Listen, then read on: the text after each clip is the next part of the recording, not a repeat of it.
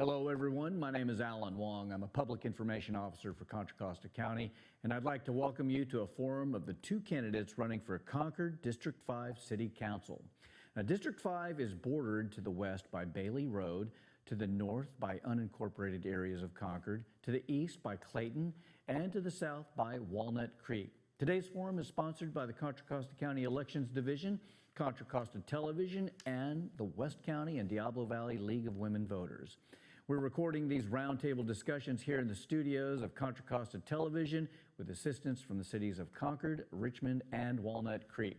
The candidates today are Laura Nakamura and Tim Gallion. Now, we drew lots before the show to determine the speaking order, so we'll begin with Laura Nakamura. Thank you, Alan. And thank you to the League of Women Voters and Contra Costa TV. It's great to be here with everyone today. I'm Laura Nakamura. I am a candidate for Concord City Council in District 5. I want to represent the people, the voters of District 5. I'm a 30-year resident. I raised both of my children in Concord, and I am in this. My highest priority is focusing on the quality of life issues for Concord residents and working families. I believe that Concord families should come first, and it is what drives me to be doing what I'm doing, to be running for City Council. Quality of life issues in the form of affordable housing, and stable housing, but also I know that we can address homelessness with compassion and intelligence, and I think that the sustainability and the future of our city depends on making smart decisions as we move forward. We don't lack for ideas. In California and beyond, we have approaches from strong towns. We've got Roadmap Home 2030 and the Future of Work Commission. And there are a lot of ideas for a sustainable city, and I would like to be considered as a candidate and for your vote. Thanks, Laura. Tim Gallion. Well, hi, everyone. I'm Tim McGallion. I am your council member for the City of Concord in District 5 and former mayor for the last 2 years. I'm a longtime Concord resident who is raising my school-aged children right here in Concord and a longtime volunteer in the community with a passion for making a difference in Concord. And one of my proudest achievements over the last number of years was actually saving the 4th of July parade, festival, and fireworks. I stepped up to rally the community, raise the funds, and produce this safe, family-friendly event. Since joining the City Council, I've led on multiple pivotal issues, including a $120 million capital improvement plan to fix our roads over the next 5 years and installing license plate reader cameras to improve public safety.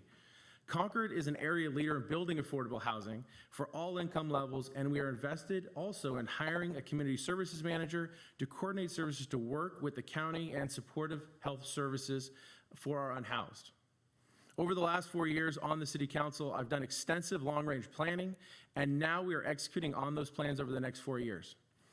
This includes collaborating with our state and federal leaders in bringing home the money to Concord to help with our infrastructure and traffic safety improvements. My goals are to ensure we provide the services necessary to maintain a high quality of life for residents and remain a desirable place to live, work, and play. This includes attracting new businesses and other sources of revenue to secure a vibrant and more financially sound future for the City of Concord.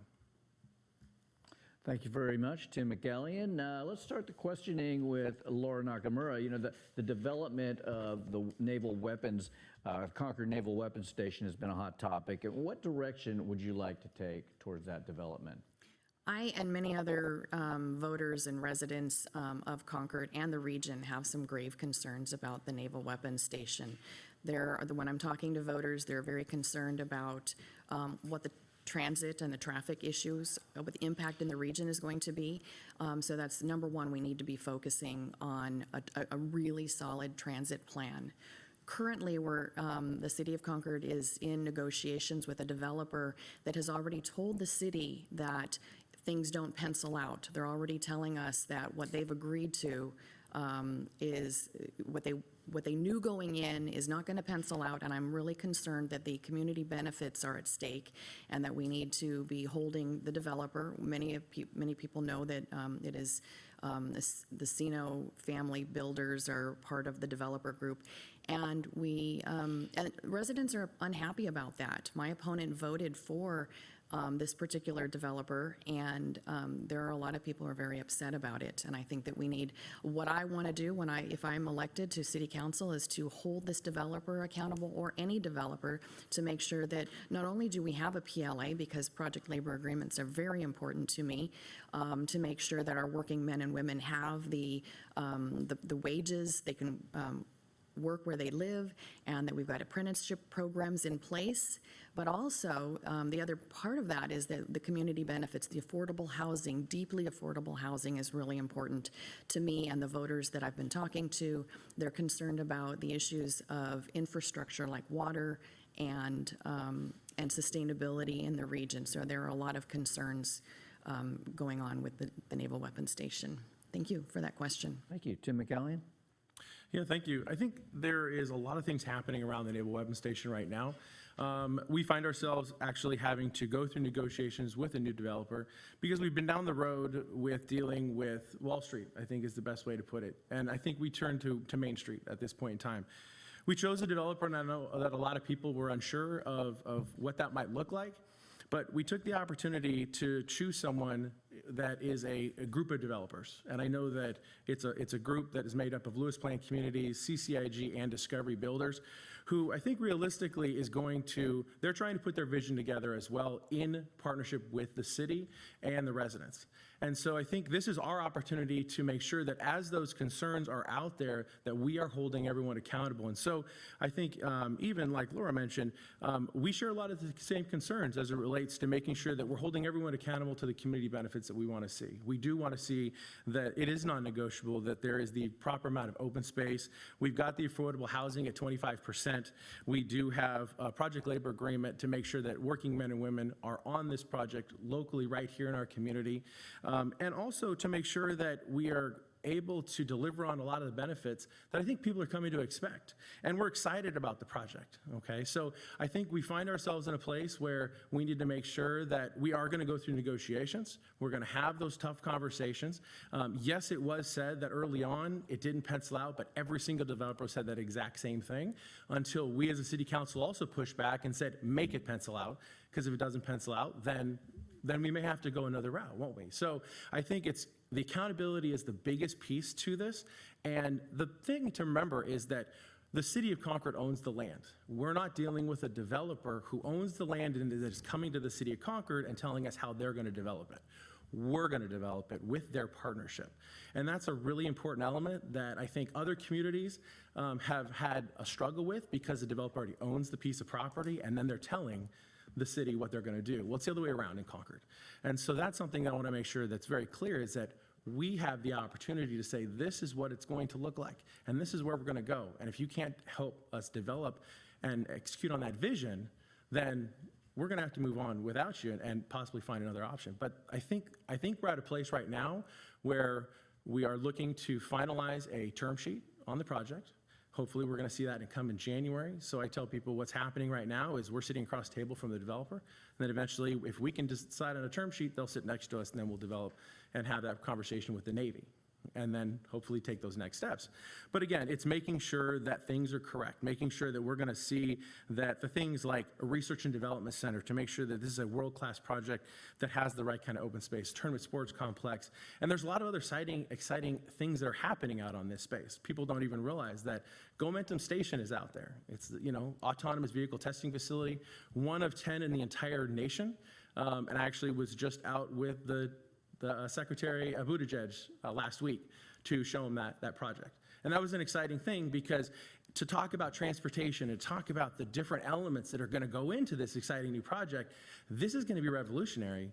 And the goal is to make sure we're getting it right. And so we're taking all these steps to really pull all these new elements to make sure that this is going to be kind of that new area of the future. To make sure we're incorporating all these new things, new technology, to really make this a really viable place that we're gonna be able to hopefully realize in the next few years.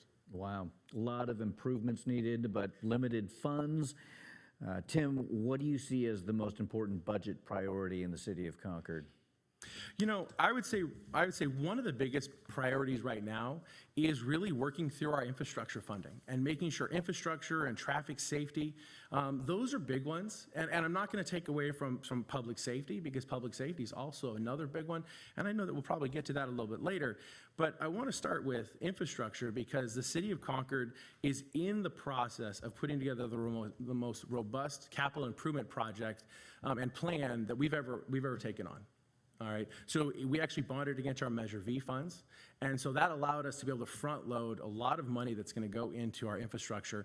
And why that's so important is because if you look at our PCI, that pavement condition index, roads don't just kind of slowly degrade over time. Once they degrade, it goes downhill really quickly. And so the goal is to be able to front load it so we can fix these roads right up front. We can get our infrastructure back up to where it needs to be, but it's also being able to expand our infrastructure. And so there's been a lot of exciting conversations around kind of evolution of transportation, and even looking at things that being able to, as we're improving our infrastructure, we're moving to a complete streets model. And we've got a really great project going on right now with Alberta and Pine Hollow Road. And it actually touches 5 different schools. And so it's being able to show people that, it's okay and it's safe to ride your bike to school again. It's okay to walk to school again. And to be able to show people the alternative means of transportation, so that when like myself, driving up and down Alberta every single morning to drop my child off at school, now we can see better alternatives, safer alternatives. And those things are things that I'm excited about, because we've been working really hard to make sure that we can start implementing. And I tell people, we're going to start tearing up Treat Boulevard next year. and that's going to be a great thing, because people are going to be inconvenienced, but they're going to be really excited when they see Treat Boulevard, fully repaved, and a number of other projects that are becoming. Thanks. Laura Nakamura, what do you see as the most important budget priority in Concord? I have to agree with Tim. I also think that not only is our infrastructure really important, our roadways, but it's also an element of public safety that's very important to me. Our roadways are what connect us to our lives from point A to point B. We're transiting, and we need the more safe our streets can become, the better off we will all be. That will be a quality of life issue. And like Tim was mentioning, the roadways, if we can take care of them now, sooner rather than later, it benefits us in the long run.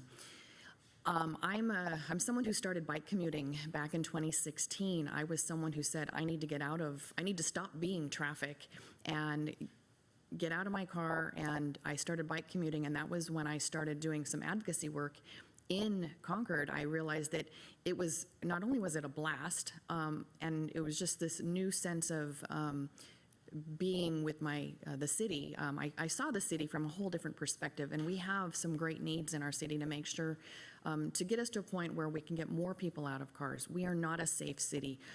Someone from the Contra Costa Transportation Authority recently told me we are one of the worst for our roadway safety. So when we talk about public safety, for me, that means our roadways. The Treat Boulevard project coming up is okay. I have seen the plans. There's a lot of room for improvement, especially at places like Navarone, where I think we should be holding the traffic and prioritizing the users of the roadway that are not in vehicles, or the people who roll and walk, and other users. The roadways cannot be car-centric anymore as we're going into the future. And I would like to see us taking every step, every opportunity to not put a sharrow of death in the middle of a road, but making sure we have protected bikeways. To me, the public safety, Tim alluded to one thing, the license plate readers that we have, that we just approved in our city. And that's great. I think that there's a lot of people who really see the benefit of having that. I was disappointed with the city council when they just passed this and adopted this recently, in that they didn't lay down guidelines to the police as to where those 65 movable license plate readers can be put. And I have some concerns about the equity issues, and some having those guidelines not be set raised some concerns for me. So thank you for your question. Well, let's turn to public safety. Right now, being a police officer isn't the most desired occupation.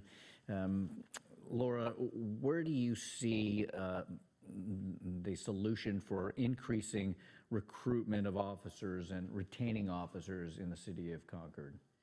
That's really important. I think in November, or in October, no, I'm sorry, August 2nd, the National Night Out event. I held one in my neighborhood, and I had about 50 to 60 neighbors show up. We had 2 officers from the Concord Police Department come and talk to us and share with us that it is a rough time for police officers in the aftermath of what happened in 2020. And I think that we need to be building a better community partnership with our police, our law enforcement. I really like what Walnut Creek has done. They have the Chiefs Community Advisory Board has been started. It's not necessarily an oversight, which a lot of people would like to see with our police department, but I think that just advisory and partnership is the way we need to go. And there's a lot of things that we could be doing in that realm. But public safety, again, for me, comes down to what happens on our roadways. Thank you. Sure. You know, right now, I think there's about 20 vacancies out of the 140 Yeah. positions at the police department. Tim, how do you improve or how do you increase recruitment and retainment of these officers? Yeah, it's actually something that we're incredibly concerned about. We really are. We need to make sure that we have a viable police department in the city of Concord, because without, honestly, a viable public safety arm of what's going on in Concord, everything else goes by the wayside. We're not able to attract residents to feel safe. We're not able to attract businesses. And so it's something that is so incredibly important. I would say the biggest thing is making sure that we are competitive. And we're competitive in the marketplace. So the idea of now we have to see, why is a police officer wanting to come to Concord? Are we creating the culture, and are they being supported in the manner? And I would say they are. We're very fortunate that we have a city council at this point in time that does support the police department, that takes the time to make sure that we're putting the things in place, but it also just takes time for those things to come to fruition. We've tried to move things into place, whether it be from a recruitment standpoint, trying to get out into community, trying to bring in new cadets. We're excited because we actually have 5 new cadets going through the academy right now. But it's still not enough, because you have a lot of people that are out on injury, they're getting ready to retire. And so being able to keep your numbers up is something that we're really concerned about, because then what it also does is that it moves into mandatory overtime and general level burnout. And you can see throughout all of Contra Costa County, we've been very fortunate, but a lot of cities are in the process of, they're at 50% staffing levels right now. So luckily we're not to that dire place, but it is making sure that we're taking steps to look at the new step levels when people come in. We've made some adjustments so that we can recruit new officers to be able to see that, in step 1, which really wasn't competitive in the marketplace, now we've gone up to step 2 or 3, which has been helpful. It's being able to be more competitive across the board as it relates to pay and benefits. And we do have some other issues as well. We understand that some cities, they pay both into CalPERS and into Social Security, which is an issue. And that becomes actually a competitive issue, because it's all about take-home pay at the end of the day. And people do have the ability to kind of look at different agencies. And so making sure that people can come to Concord and they know that they're supported. And it also comes into making sure we're giving them the tools, so they understand that by doing things like the license plate reader cameras, that was done because that helps as a force multiplier. All right, that allows us to be able to have a little bit better reach. And a lot of other cities have been able to actually implement that same technology throughout, and it's really been helpful. But you also look at being able to do things like the drone program. It's also being able to move into being more creative as it relates to even, with mental health, and moving into other services that we can provide the community. And so I think the idea is making sure that we're properly budgeting, and we are in the process of making sure we're recruiting and retaining officers, and we understand that 3 to 5 year time frame when they might come to Concord to get on, but we want to keep them. We don't want them to all of a sudden, we train them, we get them ready for kind of the next job. We don't want to do that. We want them to be able to come to Concord and retire in Concord. And we've had a history of that. If you look at over the last 20, 30, 40 years, we have a very good community policing group. And the other nice part is that Concord our police force is very it matches the community, and we've really tried hard to make sure that our community and Concord Police have an opportunity to talk, have an opportunity to connect on things.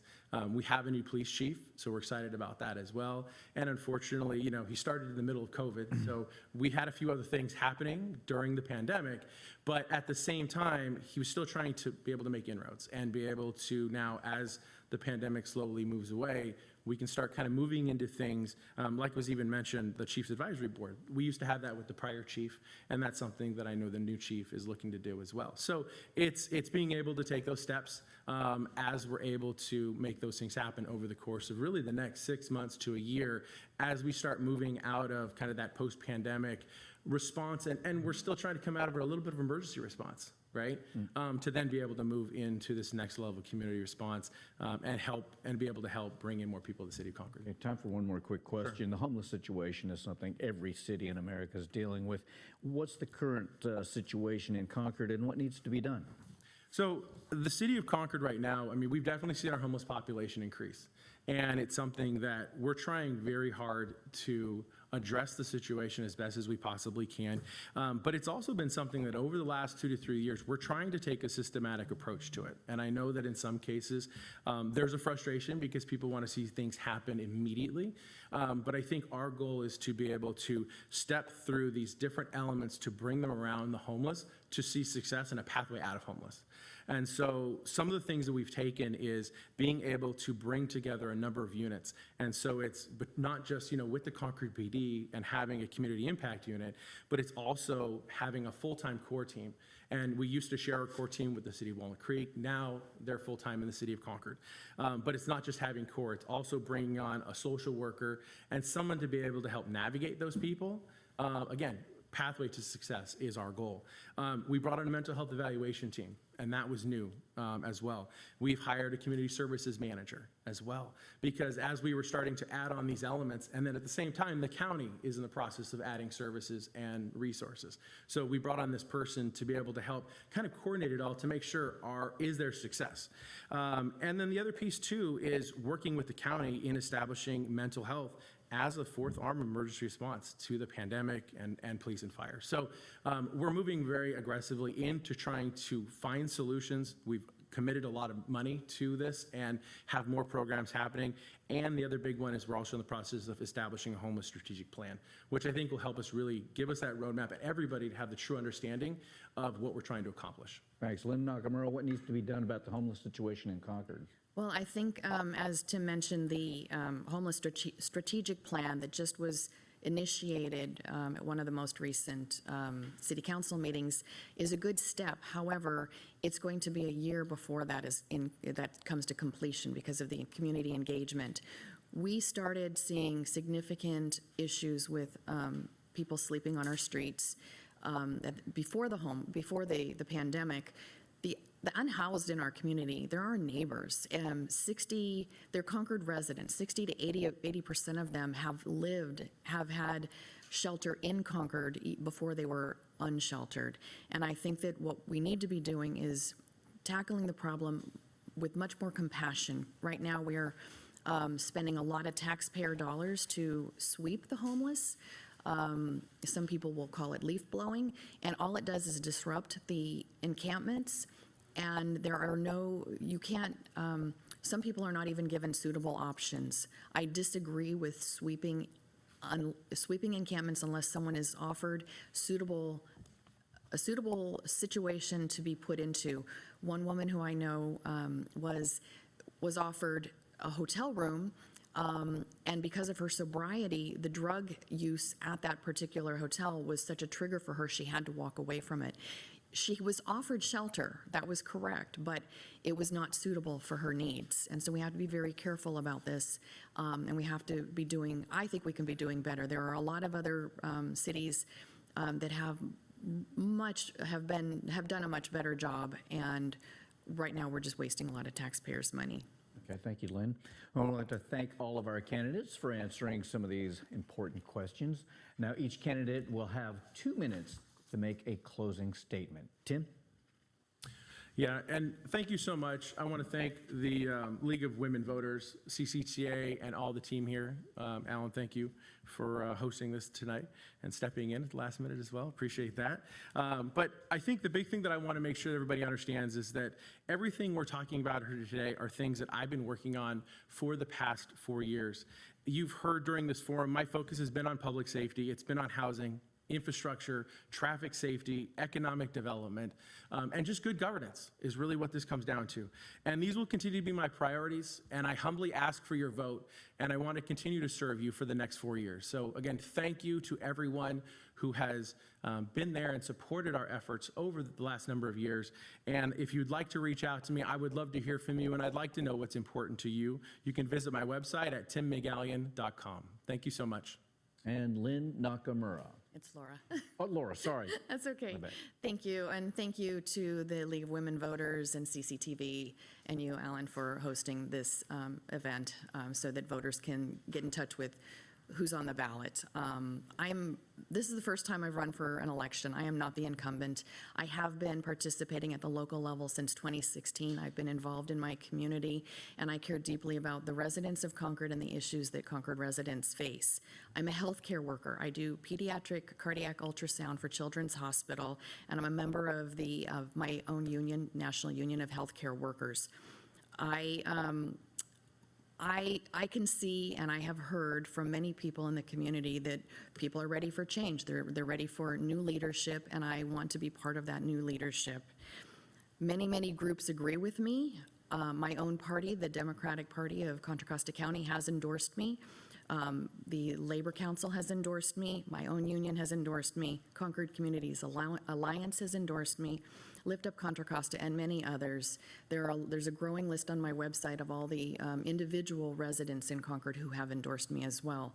And I welcome anyone to visit my website, sign up to volunteer, and reach out to me if you have any questions about what you've heard. And I welcome your support at lauraforconcordcitycouncil.com. Thank you. And that concludes our forum of candidates running for the Concord District 5 City Council. Once again, the candidates are Laura Nakamura and Tim McGallion. For more in-depth information on the candidates, ballot measures, and those who support them, go to votersedge.org. The last day to register is October 24th. All eligible registered Contra Costa voters will receive a vote-by-mail ballot for the November 8th general election. And you can find detailed information on the upcoming election on the Contra Costa County Elections website, cocovote.us. I'm Alan Wong, Public Information Officer here in Contra Costa County, and I want to thank you for watching. And don't forget to vote on November 8th.